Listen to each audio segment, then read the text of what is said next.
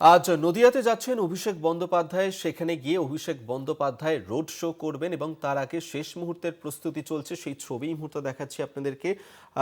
আজ নদিয়াতে যাচ্ছেন অভিষেক বন্দ্যোপাধ্যায়, চাপড়াতে সেখানেই রোড শো করবেন অভিষেক বন্দ্যোপাধ্যায় এবং সেখানেই অভিষেকের এই যে রণসংকল্প যাত্রা, যেখানে একাধিক জেলায় যাচ্ছেন অভিষেক বন্দ্যোপাধ্যায় এবং পাশাপাশি সীমান্ত এলাকায় এসআইআর ইস্যুতেও নজর রয়েছে।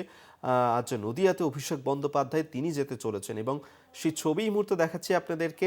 সরাসরি আপনাদেরকে সেখানে নিয়ে যাব। সন্তু সাহা আমাদের সঙ্গে রয়েছেন প্রতিনিধি। সন্তু, আজ নদিয়াতে রণসংকল্প সভা নিয়ে যাচ্ছেন অভিষেক বন্দ্যোপাধ্যায়, রোড শো করবেন তিনি। কখন এসে পৌঁছবেন অভিষেক বন্দ্যোপাধ্যায়, এই মুহূর্তের কি ছবি ধরা পড়ছে? একেবারে দেখো অভিজ্ঞতা দুপুর 2টো নাগাদ কিন্তু অভিষেক বন্দ্যোপাধ্যায় চাপড়া ইনসাফ ক্লাব ময়দান সেখানে কিন্তু এসে পৌঁছাবেন এবং সেখান থেকে নেমে একেবারে ইনসাফ ক্লাবের মাঠের সামনে যে রাজ্য সড়ক, সেই রাজ্য সড়ক সেখান থেকে শুরু করে একেবারে শ্রীনগর মোড় পর্যন্ত তিনি কিন্তু একটি রোড শো করবেন।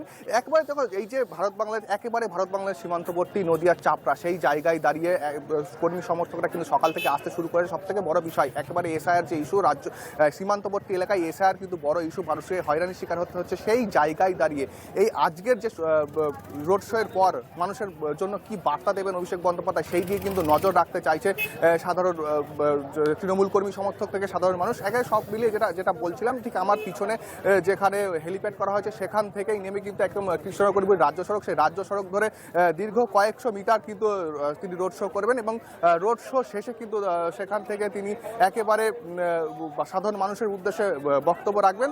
তবে সব মিলিয়ে ঠিক এই মুহূর্তে কর্মী সমর্থক তারা আসছেন, আমরা কথা বলার চেষ্টা করব। আমাদের এখানে রয়েছেন জেলা পরিষদের সভাধিপতি, তার সঙ্গে কথা বলার চেষ্টা করব। দিদি, আর কিছুক্ষণ পরে অভিষেক বন্দ্যোপাধ্যায় আসবে, কি বলবেন? আমরা সকলে অপেক্ষায় আছি। আমাদের সর্বভারতীয় তৃণমূল কংগ্রেসের সাধারণ সম্পাদক তথা অভিষেক বন্দ্যোপাধ্যায় সাংসদ। আমরা অত্যন্ত আপ্লুত এবং দেখতে পাচ্ছেন সাধারণ মানুষের মধ্যে ভীষণ উচ্ছ্বাস। আমরা সেই অপেক্ষায় আছি। আজকে মূলত অভিষেক বন্দ্যোপাধ্যায় কি বার্তা চাইছেন?